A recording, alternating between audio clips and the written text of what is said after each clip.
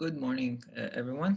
For today, I want to thank Miss Sydney Ward for sending us the background. This is from the TV show Community, according to what she wrote me, and that's a very depressing picture. Also giving us this, title says this is the darkest, most terrible timeline, which maybe is representative of the last year or not. I don't know. That's depending on your view. Anyway, thank you for that. Also, in this context, as of today, Tuesday, I am out of background pictures that all of you has sent me. So if you want something for me to put in the background, then please send it to me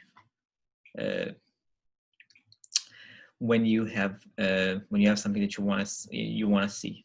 Let's start. So today we will begin the topic of audience costs, which is related to the topic of democratic peace, which we talked about last week. Let's do really a quick review on Thursday's main points, just to ensure that we can wrap up the topic of audience costs of democratic peace. So we began by talking mostly about the public angle of democratic peace theory. How do we actually test that theoretical framework works in reality by talking to the public? I talked a little bit about the method of experiments and the benefits it provides us with measuring the views of individuals, or more directly measuring the views, the ability that we can, using experiments, to directly test causal effect, how specific factor in the case of democratic peace, how does the regime type matters for the views of the public. The results of those studies, as well as your own survey task, which, as you saw, was that indeed democracies are viewed as less threatening. In addition, there's more criticism on the government, or less support for the government to attack other democracies. So democratic peace theory, in the context of what the public actually thinks, works in this case. Then in the second half of the lecture, we talked about the different benefits and limitations that democracies face when it comes to actions in war. The fact that democratic leaders will invest a lot more efforts and resources in winning a conflict. Talked about that one mechanism, and then the mechanism of selection effect, which means that because of the risk for their own political survival, democratic leaders are more likely to enter wars or select into wars which they view as likely to also win. And then I talked about the Bennett and Stamp piece, which addressed the issue of time, the duration of wars. And when there's a certain point which views as some kind of an inflection point in which the advantage in winning the war actually shifts from the democracy to the non-democracy, because mostly the public in democracies is unwilling to accept high cost, whether they are financial or human, over time. And that led to the last point that I was talking about, a study by Valentino and his associates about what kind of strategies democracies are engaged in to minimize the cost of conflict. There was different battlefield strategies, that was in terms of how much resources they invest and how they recruit the public and stuff like that. So that was democratic peace, and that's the foundation to the issues we're going to talk about this week. And of course, if you have any questions, you're more than welcome, as always, to come to talk to me on office hours or email me if you want. So the last topic, last week's topic, as I said, emphasized democratic peace as a function of the effects of different domestic institutions, in that case, the regime type, and how that affects the behavior in the context of IR. And starting today, we'll talk about the foundations of that mechanism, what's called audience cost. The topic, or the theory of audience cost, in many cases is viewed kind of as the dark matter of IR. We all know that Sheldon has turned into studying dark matter because he was unsatisfied with everything he did beforehand. It is viewed as the dark matter because it's such a fundamental aspect to our understanding of multiple theories in the context of IR. But at the same time, it is very hard, and in some cases, it's perhaps even impossible to observe this thing that audience cost is. We're going to talk about what it is exactly. But you'll see that one of the problems is, how do we actually observe that this thing exists and has an effect?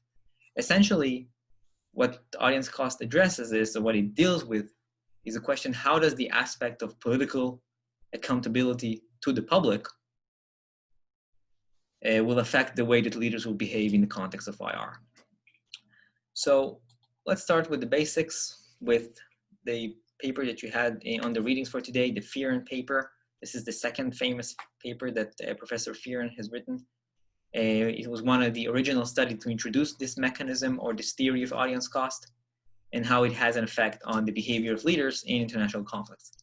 So audience costs relate to the electoral costs that democratic leaders will suffer in terms of decline in their chances of re-election if they fail to act on their promise or fail to act on their threats in the conflict situations, which means essentially they will display inconsistency between their threat and their actual behavior, and they will pay a political price for that. Now, the context that we talk about is mostly conflict context now, and this is the most prevalent aspect that audience cost has been studied in the literature.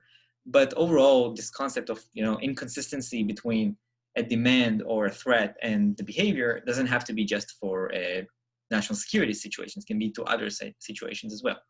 So it relates to most proclamations in the international context. Because democratic leaders are subject to public approval in the context of elections coming up in 2 weeks, they may be held accountable for failed policies and removed from office. That's the basic idea behind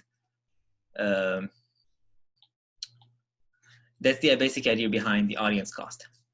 Now we have to think about that, and what makes it a little bit clearer is when we think about it from the regime standpoint. What kind of regime? So what matters the most? Autocrats, unlike leaders of democracies, do not face those concerns, right? They're not going to be elected in elections. They're not going to go through the electoral process. So they are less constrained in the type of threats, the type of demands that they can propose in those kinds of contexts. Even if they fail to follow on a threat, if they make a threat in the context of international relations and do not follow on the threat, they don't face much significant risk in terms of political survival, which means that the behavior of democratic leaders or non-democratic leaders will be different considering this context of domestic cost, what's called audience cost. Now, in order to more clearly understand the importance of this topic, we need to think about audience cost from a strategic standpoint. That means, how do the rivals of leaders of democratic countries will view their behavior again, within this context of audience cost. So rival states for the democracies are aware of the dynamic of threats that democratic leaders face. So the threat to the survival of democratic leaders when they make a threat and do not follow through. So the behaviors of those rivals in a conflict or a crisis scenario is shaped by it. The argument is, when democratic leaders issuing a threat, they know they will be required to follow through if their adversary will refuse to concede. And that's going to affect the behavior of that adversary. Now, the types of regime that are more sensitive to audience cost, of course, are the ones who are less likely to back down. So democratic leaders are more sensitive to those kinds of costs, so they're less likely to back down, which means that their threats are more credible. This is a more credible or clear signal in a crisis situation. If a democratic leader issues a threat, that should be taken more seriously and should be viewed as a signal, or the leader is conveying the true intention, because the cost of backing down from that threat when the democratic leaders make these kinds of threat is much too great. If a democratic leader does not follow on the threat, it pays, he or she will pay a high cost from a political standpoint. So once this threat has already been made, it should be viewed as the true intentions, as a credible threat made by that leader. Another argument that Fearon makes in this context is that because we're focusing the model on domestic effects, the effect of the audience on the way the leader will behave, it makes the external factors less powerful, so relative capabilities or the interest in stake are less of a powerful. Now, it does not mean that they don't matter. It means that once leaders already decide to issue those threats, they have already internalized their own assessment of those kinds of factors, whether they are military balance, whether they're the issue at stake. They're already incorporated into the decision to make or to issue a threat in the international concept. Okay. We talked about from the other famous Fear and paper when it talks about war, that the most fundamental aspect of a conflict or a war is that war involves high cost, involves high risk for all participants. Therefore, the rational solution using Fearon's model is that rational actors should seek non-military settlement for their disputes rather than go to war, right? So we already know that from the time we talked about rational choice in IR. Now, the idea is that once the leaders decide to escalate the conflict using mobilization of troops or just issuing a threat, it should be viewed as a costly signal. But what is behind that signal, that threat, or that decision to mobilize troops or to move troops across into the border? What makes it a costly signal? We can say that this is the risk of war. It's saying that when a leader decides to send the troops to the border, there's a risk of war. So that makes it a very clear signal that he or she are serious.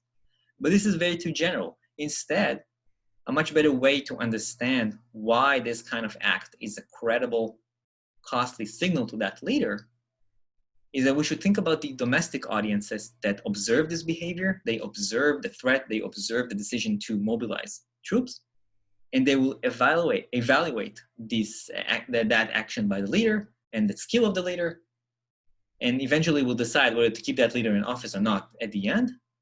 And that allows for those leaders to actually implement those actions which are seen as costly, which means that all of this dynamic leads to the fact that when making this kind of a threat, that's a signal of true intention about the crisis because of that underlying effects when it comes to the public. Okay, so sorry about that. One of the reasons that audience costs are viewed as a critical aspect when it comes to behavior in a conflict or a crisis bargaining situations is that leaders tend to invoke the notion of national honor or national reputation when it comes to that. A decision to issue a threat also means that backing down from that threat jeopardizes the reputation or the honor of the country. That provides fuel for critics, whether it is members of the public, whether it is members of the opposition, whether it is allies, to deplore the international loss of credibility, loss of face, loss of honor. So that's the idea behind that, of making reputation and honor much more important. And in some cases, backing down from a threat and the resulting cost from an audience cost standpoint may be larger than the potential costs from seeking a settlement or backing down early in the crisis before making a public demand or a public threat. It may also be larger cost than actually going into an international incident. So that means that the bottom line here is that domestic audience cost provides substantial incentives for leaders to preserve this international reputation of their country. Okay. Now, the idea is that the issuing of a threat generates audience cost because, as I said, because leaders understand that by issuing those kinds of threat, they signal to their rivals that they're all in and they are resolved to fight if the rival will not concede. And that should not be unique to certain regimes. What makes it unique, what helps us create a distinction between different types of regimes is the perceptions of how credible that threat is, right? Because democracies are more liable to pay those kinds of costs because leaders are more likely to pay those electoral or political costs if they back down from this kind of threat, that makes those threats more credible compared to autocrats which are less likely. And let's take an example. We'll use our most favorite autocrat for many of the examples I talked about in this course, which is former Iraqi dictator Saddam Hussein. And he was the leader of Iraq, of course, during the first Gulf War in 1991. And after the involvement or the intervention by the coalition forces led by the United States, he issued a lot of threats that they will pay the price, he will fight back, there'll be a lot of casualties, all those kinds of things. None of them really were taken as credible threats, because we know that Saddam Hussein was not facing potential political cost if he made a threat to fight back and decide eventually not to fight back. So this is one side of that. The threat is not credible. Consider that, or compare that to the proclamations or the behavior of the US President Kennedy during the crisis in Cuba, making this kind of headline in the New York Times, one of the largest media outlets at the time in the United States. The president is ready for Soviet showdown. So that represents clear demand or clear threat. The president was likely to pay costs if he made this kind of a showdown, if we use this terminology, and not following through. So the threat that Kennedy, the demand that Kennedy made of the Soviets was a lot more credible. And again, when we think about audience cost, think about the rival. As I said, in the case of Saddam Hussein, the rivals, the Americans, the coalition members, did not see the threat too seriously. When Kennedy made those kinds of arguments in the case of Cuba, think about how the Soviets viewed that. They know that Kennedy will pay a substantial price if he will not follow through on his threat. Therefore, it was taken as a credible and serious threat. So that's where, audience cost doesn't necessarily, audience cost is a signal, as a credible signal, costly signal. Doesn't have to be just a tool for democracies, but the main difference is it's going to be more credible and more powerful for democracies. That's the idea behind that. All right, to finish up this introduction of the theory itself, I'm going to do some kind of a quick tying the whole thing up. Democracies reflect greater degree of accountability for leaders, which makes their threat more credible once they are made. Now we have to think about what are those domestic factors that make audience cost more powerful for leaders of any regime, and of course it's more prevalent when it comes to democracies. So one is that the domestic audience, the public or the opposition parties, which are criticizing the leader in this case, needs to be able to have the means as well as the incentives to coordinate and punish the leader. That's one thing. That means that once an issue is being issued, once a threat is being issued, it's taken seriously because it's clear that members of the public can vote the leader out of office if she will back down, or the opposition can criticize her as much as they want. A second factor is that domestic actors must view the decision to back down from a threat as worse than conceding in the first place. So if the leader decides to concede and not even go to the conflict, it has some political cost. But if the leader already decided to issue a threat and then back down, that should be more costly than just conceding in the first place. And the third point, this is a very critical one, especially thinking about it in the context of what I said. We always think about audience cost in the context of a strategic interaction. Outsiders, the rivals, should be able or must be able to view the this dynamics, the potential of sanctions for the leader. If outsiders cannot view that, how do we know that actually the leader is going to be punished for failed policies or for backing down in this case? And when we think about it, that's maybe part of the start for this entire discussion is the motivations for the audience to challenge the leader who backs down. There's two motivations overall. It really wraps everything together. A bluff, which means the leader issues a threat and then backs down. It hurts or creates damages for the reputation of the country. It harms the ability to bargain in the future. And the idea behind replacing that leader is to regain international credibility. So that's one incentive to the creation of these audience costs and punishing the leader. Another one is that a bluff, a decision to back down from a threat, is just a display of general incompetence by the leader. So those are just two motivations in this case that create incentives for the audience, whether it is the public or the opposition, whatever the case may be, to punish the leader, to remove her from office. And again, that's the foundation of this entire audience cost mechanism. Now, if we combine the logic of audience cost theory along with the democratic peace theory, one of the things that we can come up with, one of the consequences or one of the implications we can come up with is that democracies are less likely to make public demands and threats during disputes. So by default, they will prefer to avoid from violence. But when we think about the logic of the audience cost, those kinds of leaders, democratic leaders, will prefer not to tie themselves to a specific course of action, right? Because if they make a threat, they need to follow through. That's the whole idea behind audience cost. However, once a democracy or a democratic leader has decided already to issue such a threat, then the adversary has to view this demand as a credible signal of true intentions. So that rival, the rival for the democracy, should think very hard whether he or she are actually interested in keeping with this road to violence. Because, reminding you again, some of the discussion that we had last week regarding democratic behavior or democratic effort in war, once in conflict situations, democratic leaders will invest a lot more effort to win the conflict because of all the problems related to their political survival. Which means that if they issued a threat and the rival did not accept the threat and actually decided to go to war, the rival is more likely to lose because democratic leaders will invest more in the conflict. All of this suggests that there is a lot of strategic incentives in the calculation of non-democracy, which faces democracy in dispute when it comes to once a threat has been made or not.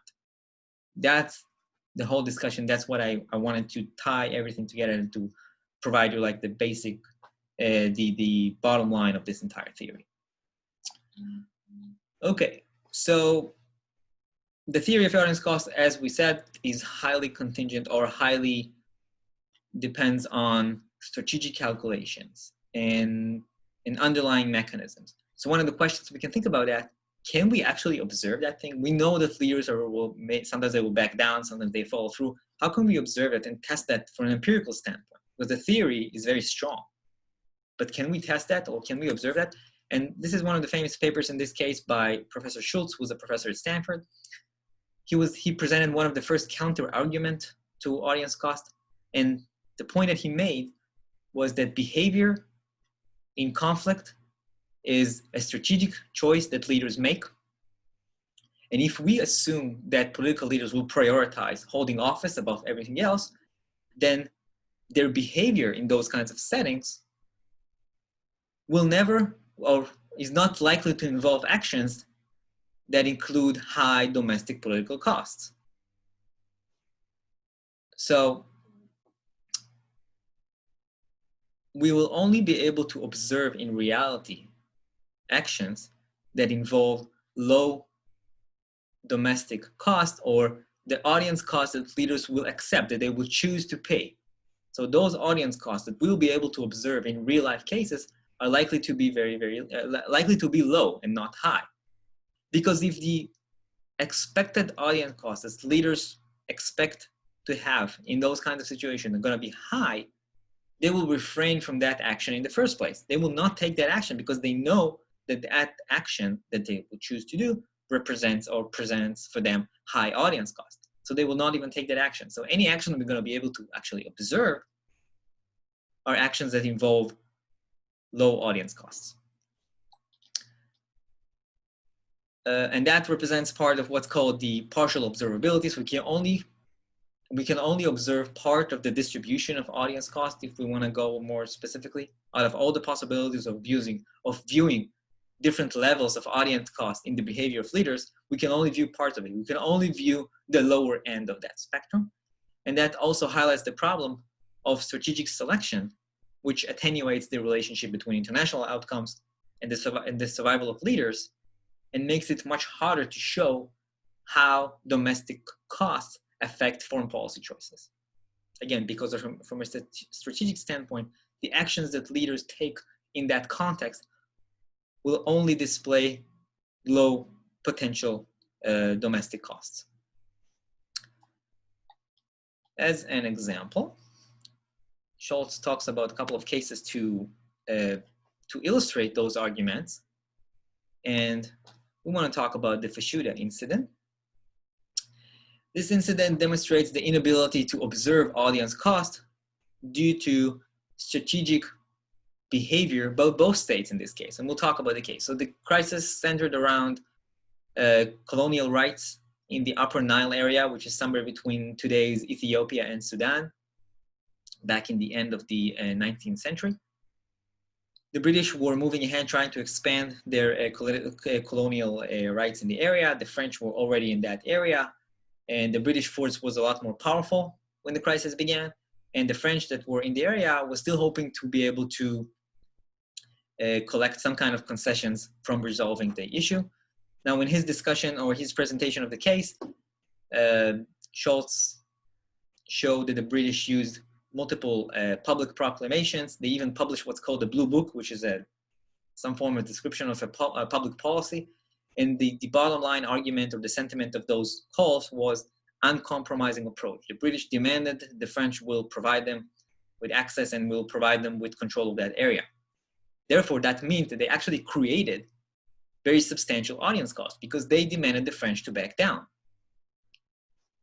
Now, he also provides evidence in the paper that the French recognized that. He provides the quotes from French officials saying that knowing that backing down is not an option for the British. And that eventually, at some point, led to the French withdrawing from the area by November of 1898. The crisis began in September. Sorry, I never said that. The crisis began in September of 1898, and by about 2 months, it ended with the French pulling back. Now, in reality, we could not observe the outcome of the actual audience cost. Why? Because the French backed down. They did not test the British. The British issued a threat or a demand, and the French backed down. If the French would have decided to resist that demand, then possibly, maybe, not even clear in that, that's not even certain, maybe we were able to actually view those audience costs. But because the French decided to back down, then we don't know about any cost for the British in this case because they won the whole thing. Now, when Schultz talks more about the empirical testing of this theory, he argues, now you see that, that most of the early work used indirect assessment of the mechanism, mostly showing that there is correlation between democratic regimes and certain war outcomes. But at the same time, those studies did not show or demonstrate clearly that the audience cost mechanism played the parts that the audience cost theory argues that it has. So it wasn't clear if it was really audience cost in this case that led to those outcomes.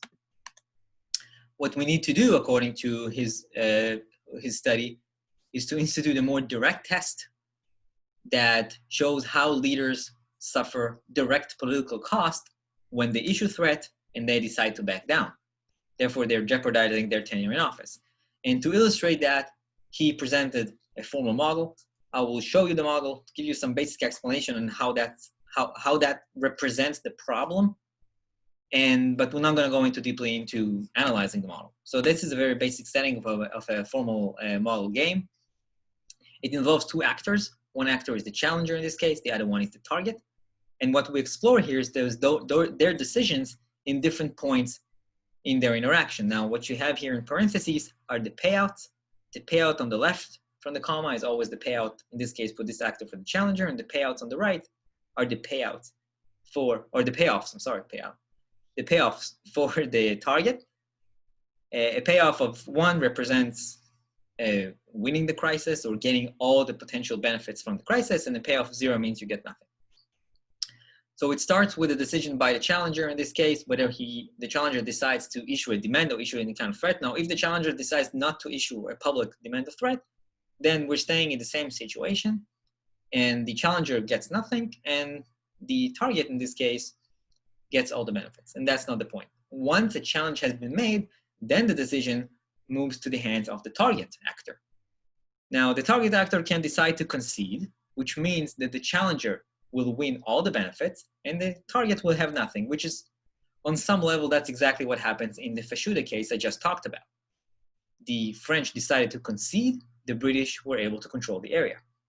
Now, if the target decides to resist, now we're starting to go into a more complicated case and to think about where audience costs come into play. Because once the target decides to resist the demand or the threat, then the challenger has to decide how to respond. If the challenger backs down, this is where audience costs are more likely to come into play for the challenger. The challenger will face those political costs because the challenger made a threat, the target resisted, and then the challenger backed down. Now, the problem is that this outcome, this specific outcome, where the target gets everything and the challenger pays the audience cost, is not likely when the audience costs are very, very high. Again, as we said, from a strategic standpoint, the leader of the challenge country here will know that those costs are very, very high. So she's not very likely to take that route. So she decides to stand firm. And now we're facing, again, a decision point for the target. If the target decides to stand firm, they both go to W, and W in this case is war. So each one of them pays the cost of war, which is not what we're talking about here because we're talking about bargaining in a crisis. If the target, after resisting once, then facing the response by the challenger, which decides to persist with the threat, now the target decides to back down.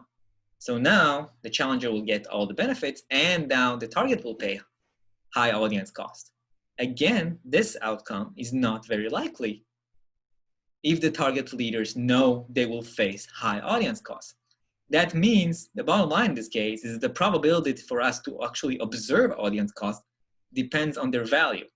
And if the value of the audience cost is expected to be high, it's not likely to be observed, just as the case of the Fashuda crisis has shown us. Now, how do we overcome that? What Schultz does is that he creates data using simulations and tests them. Now, this created data is not just data created out of nowhere. It's not completely random data. It's based on the assumptions of the theory, the underlying relationship between the different elements of the theory.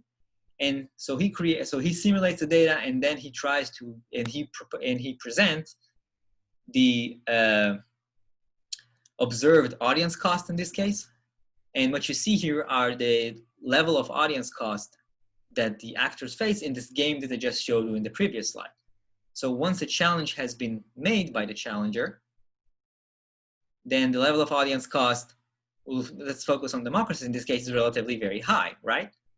But look how fast the extent of audience cost goes down once the target resists, because we talked about once the target resists, that's the decision point where audience costs actually start to take more center stage, because that's where the decision point is for the challenger. Now, if the challenger back down, that's supposed to be the place where audience costs are most persistent, but look at the expected size of those costs. It's somewhere about, I don't know, 0.3. And compared to the high ones here, which were around 0.9 or something, this is a very, very low number. And again, all that is based on simulated data. So the conclusion that he comes up with is that finding evidence for audience cost in the real population of world crises or conflicts is very complex. It is possible. You see, this data is generated not out of nowhere. It's based on of the real relationship and the real actions. In many cases, those tests will reveal weaker effect for audience cost than what we would expect. And since measuring audience cost in reality is a function of political survival for leaders, then those measures that we're going to use for our empirical test are likely to be much noisy. So going to have a lot of additional elements in them. So it makes it a lot harder to show that audience cost is the main mechanism leading to the outcome that we talk about. Still, if we are able to uncover evidence, even a small evidence, it will provide support for the logic of the theory. And the lack of substantial or clear large evidence for audience cost does not mean that it has no effect. And for that, I'm going to use the second crisis that he talks about in the paper. And that's a crisis from the 1950s, what's called the Abadan crisis. This crisis presents evidence or shows how even observed audience costs are likely to be quite small, but they still have potentially an effect. So the crisis began in April of 1951 when the Persians, which is Iran, nationalized their local oil company, which was in joint with the British at the time. The British had much stake in that. They get much revenue. The British, who of course opposed to that decision of nationalization, they responded by planning a military action to protect their nationals in the refinery, which is in this Abadan island, which is somewhere here in the north of the Gulf, the Persian Gulf. This is Iran, Iraq of today, Saudi Arabia, the Persian Gulf. And so they have prepared a military action to protect their nationals. And they also made public announcement by the Prime Minister and leading officials that they intend to keep British military forces in the area and keep the personnel on the island. For a couple of months, there were negotiations between both sides, between the Persians, the Iranians, and the British by international arbitrators, and they failed to reach a solution which was accepted by both sides. The British kept pursuing the keeping their forces in the area, but at the same time, they were unwilling to take severe military action without having the support of the United States. And at the end, by October of 1951, the British forces and personnel from the refinery withdrew their presence in there. Now, we know from public records that the government, in the British government, was concerned from public criticism on this backing down decision, especially because in 1951, Britain was coming to elections. Now, we know that they were concerned about that because they even developed a strategy, an election strategy. It was intended to minimize the cost in those elections, mostly painting the government that made the decision was government led by the Labour Party.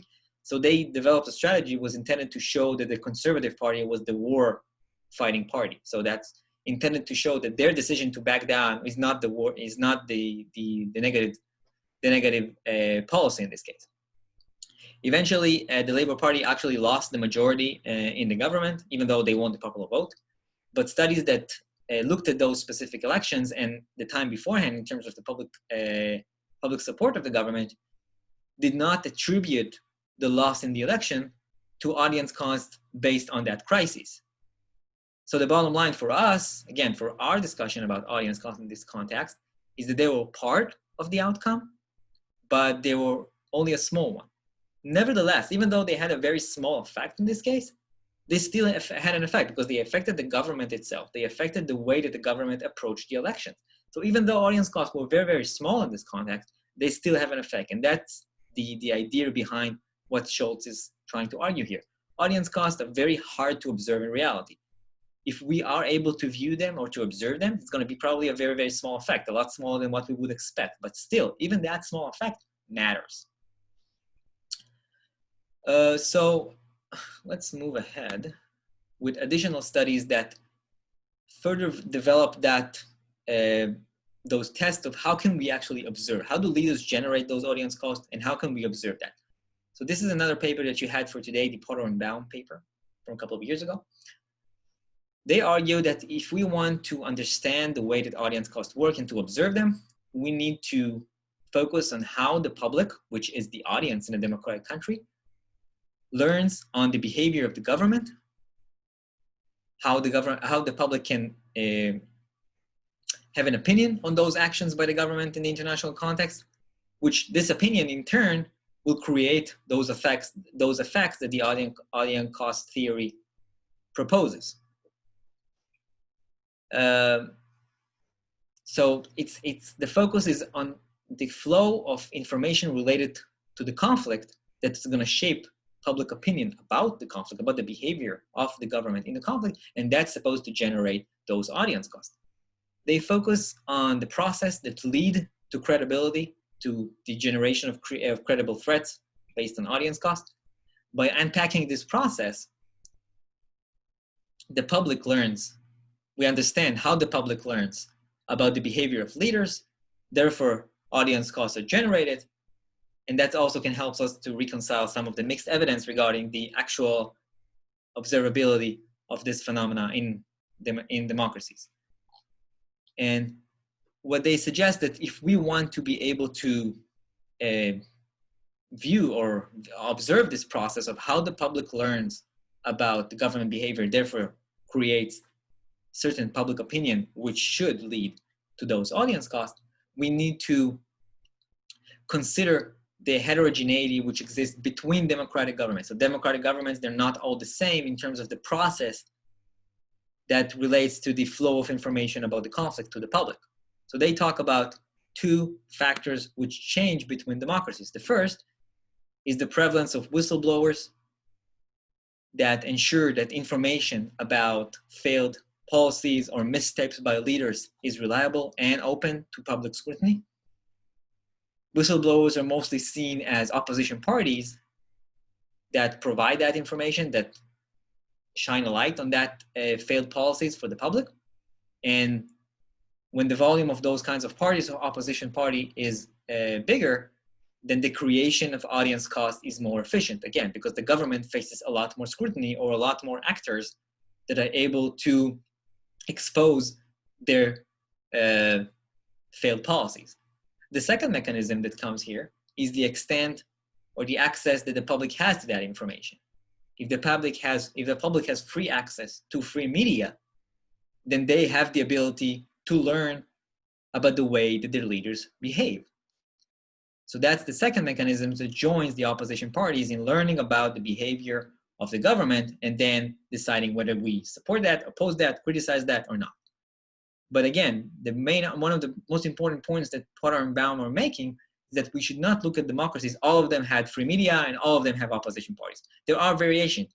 Presidential regimes such as the United States has certain element of those mechanisms, of those factors, and coalition governments such as the Israeli government or the French mixed regime, which has both a president as a prime minister. There are differences in this case, and we need to account on that.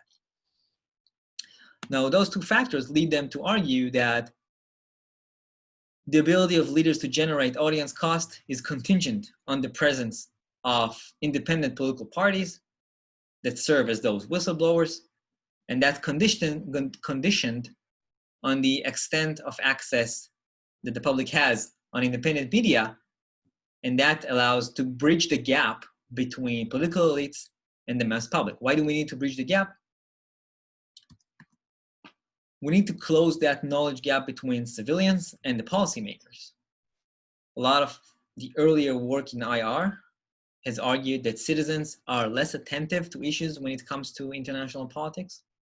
Only under very certain conditions they will become aware and care about the way that the country behaves in international context. So in order to create those audience costs again, when we think about an international conflict, we need those mechanisms, the opposition parties and the free access to the media, to provide the public with the information about the way that the government acts. And only by unpacking democracies, we can investigate those different variations between different democracies, between those different mechanisms within democracies, and that allows us to discover the audience cost signal, which is hidden within this noise. If we think about, again, coming back to the argument that Schultz made, that audience costs are likely to be masked by additional noise in the measures, when we unpack democracies and focus on those different mechanisms, on the access to the media and the opposition parties, it makes it easier for us to have a more clear measures of audience cost that is harder to view when we think about overall looking at all democracies without accounting for the variation between the different types of democracies. So what kind of methods are they, the methods that they use and the data they use? The way that they present the observing audience cost is an indirect measure. What is this indirect measure? We explore the reciprocation in military disputes. What does that mean?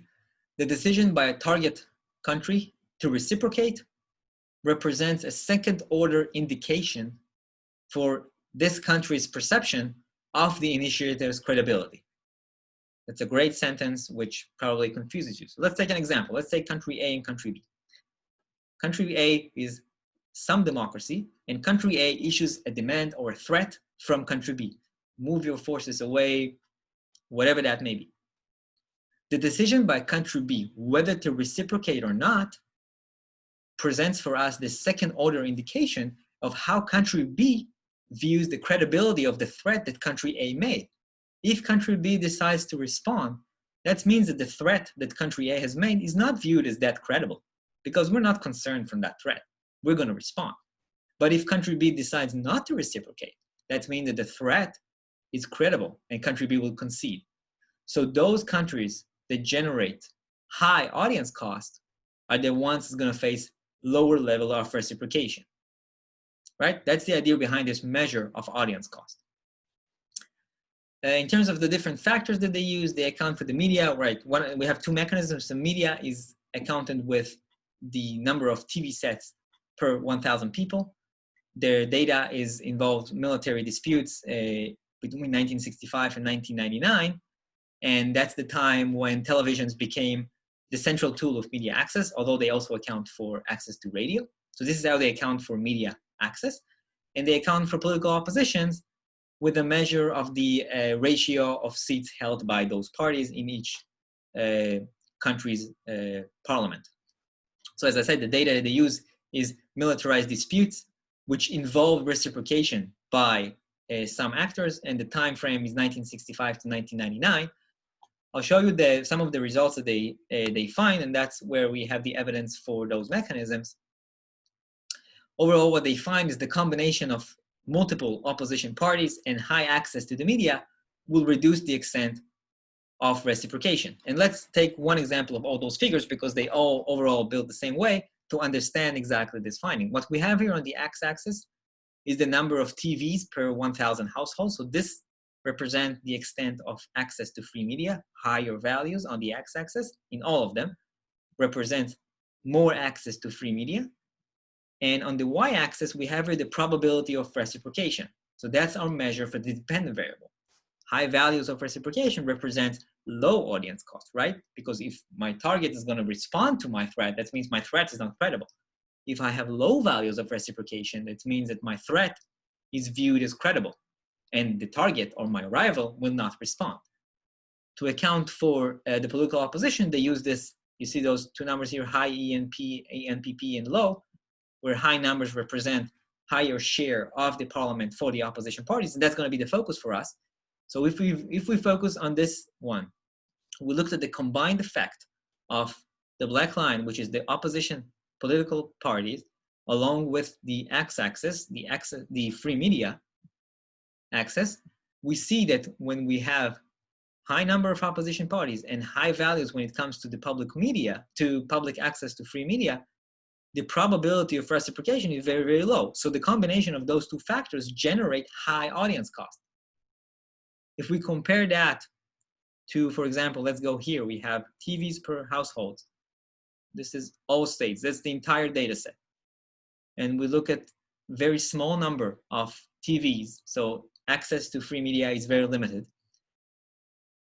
So this reciprocation in this case is a lot higher. So it has to be the combination of those two factors to generate high audience cost, right? So these results provide us with a path to observe how audience costs are created. Those are two mechanisms that we see here. The media, as well as the opposition parties, provide information to the public to learn about the events when it comes to foreign policy, helps the public create or form a more educated opinion. And that leads to our main quantity of interest, if we want to call that, the second order effect of a credible threat in a dispute and no or lower reciprocation. Okay, so the final part is going to be expanding the discussion a little bit beyond just democracies. So far we talked about democratic peace last week.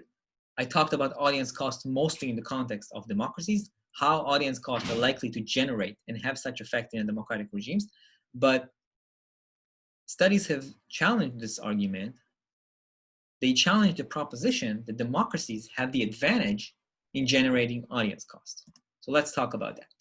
The basic argument in this case is that, in contrast to what we may think, dictators are not as safe from a political standpoint. Very few dictators in the world have low survival risk because they crush their rivals or co-opt their domestic institutions. Most of them are actually facing the risk of removal, and they have to cater to their supporting to domestic elites. who are the audience, just this, in the same way that the public, as well as the opposition, represents the audience in democracies. So that means that audience cost itself, or some form of audience cost, are also possible for autocracies or for dictators. Just the audience is different. Instead of being the opposition parties and members of the public, which is for democracies, it's just this more restricted size of the elites. Think about, again, coming back to the selectorate theory that we talked about, the winning coalition. The winning coalition for dictators is a small number of people that ensure that the dictator can remain in office. That's the audience in this case.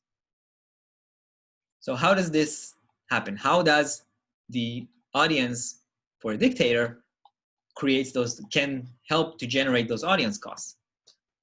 So the main thing we're going to talk about here is how much do elites are going to coordinate to sanction the leader that enacts a failed policy. The second condition here is how much of this coordination or this process overall is observable to outsiders, to foreign leaders that face the dictator, right? Just like when I talked about audience costs in a democracy, and I stressed the importance of thinking about it from a strategic standpoint, how does the rival views the process of criticism on the democratic leader in a democracy? It's the same thing when you think about autocracies. We need to be able to view that, to be able to observe this process in order to make this more credible. So the combination of those two factors, coordination and visibility, if we want to focus on those two factors and actually study or explore more clearly how audience costs are likely to be generated, we need to follow some of the, think about it, we can follow some of the things that Potter and Bound did, and to view autocracies in a less rigid manner, which means we need to unpack autocracies to different levels of those kinds of regimes and look at variations in those two conditions, elite coordination and the observability of the process. Now, one reason why autocrats are overall seen as less likely to create audience cost is because they have greater control over their tenure, which implies that they lack the ability to credibly create those risks for their political future, right? Because if they have the control over the future, then they cannot tell us that they actually face the risk.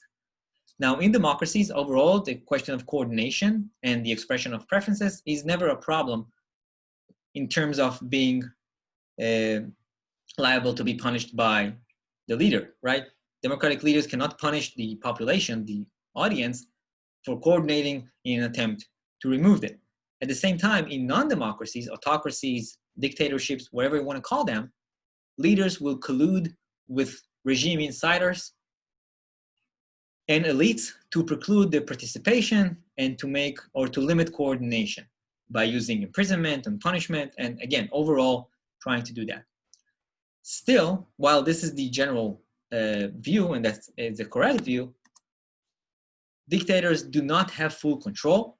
There are some regime elements that can work to punish the leader, and those are regime insiders who serve as the audience and can generate the logic for audience cost. But at the same time, again, leaders can even extend their power and limit this opposition by any one of those three mechanisms. Their control over the intelligence agencies and the intelligence services provides them information about resistance, about opposition, something that Stalin has done in the Soviet Union, that Saddam was very famous to doing in Iraq over these years. They can engage in direct punishment of opposition, like what Stalin did with the secret police in the Soviet Union in the early 1950s and the late 1940s. The last thing that leaders can do, that they can offer incentives to elites that will become informants, and they will tell them about any opposition. They will co-opt them by providing them benefits. It's going to be more beneficial to them than actually challenging the regime. Again, we can think about it as the private goods that leaders can provide to their coalition in order to prevent any kind of opposition to them. So the extent of control that leaders have will determine how much pressure they will face when they decide to back down from a threat, which essentially is the generation of an audience cost. And the visibility requirement, which I've already talked about, is important when you think about outsiders. Now, it is less important that outsiders will know what are the preferences of members of the audience. So it's less important that if we live in a democracy and we face an autocracy, which issues a threat, it's less important that we'll be able to know what are the preferences of the elites that maybe will remove the leader. It's more important that we know that there is a tangible possibility that that autocratic leader will be removed if she fails to follow through on her threat. That's the important part of the visibility, not the specifics of what are the preferences and who is the leader is going to be proposed or what's the best policy, is that this is possible, right? That's how those two conditions are important. Now, I'll talk about this is based on the work by Professor Wicks, who is a professor at the University of Wisconsin. It's one of her most famous papers. When we go into breaking down these dictatorships, I want to start, first of all, it is important to look at that also not just specifically when we think about audience cost, but overall, because unpacking autocracies, just like unpacking democracies, provide us more insights about the differences between the United States and Britain and France and Israel and all those democracies. We also learn more about the differences among those dictatorships. We should not view Iran, Iraq, and I don't know, some of the dictatorships in the middle of Asia or in East Asia or in Africa. We should not view them as one. We should understand there's a lot of differences between it. And by unpacking those regimes, and we're focusing on those mechanisms, we can learn a lot more about their differences. Now, before we do this unpacking, I want to note one exception that she notes in her paper, and that's that fits with this non-democratic regimes or on the way to become democratic. This is new democracies, unstable democracies, in which the threat of removal exists. So it is part of the process, but it's not observable to outsiders. That's why it's an exception. But let's talk about those unpacking of this, those different dictatorships.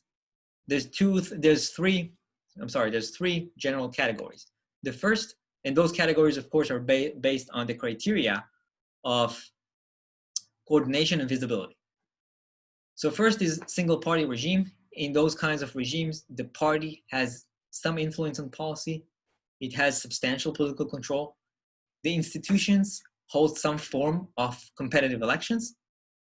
And the important element is that elites in those kinds of regimes rise through the party platform, and they have no personal connection to the leader. So if the leader is going to be removed or ousted, those elites should not be worried about their own future.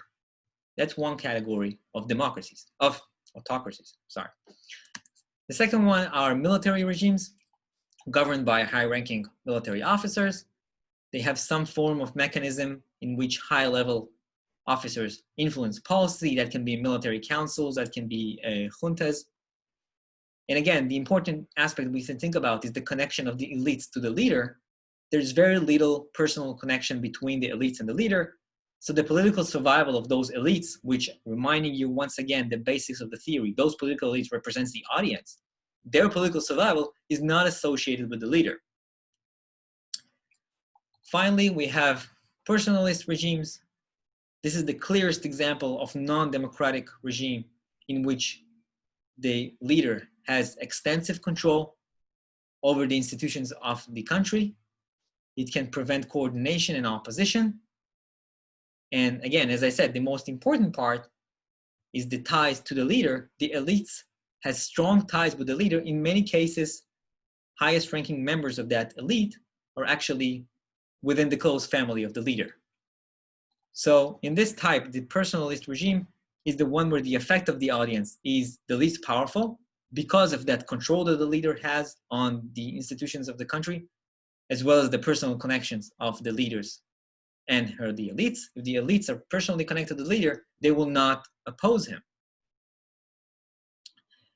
In some conditions for those elites, they may be better off keeping an incompetent and poor leader than ousting him, than removing that leader from position, because that may represent a risk for their own career or even for their own life.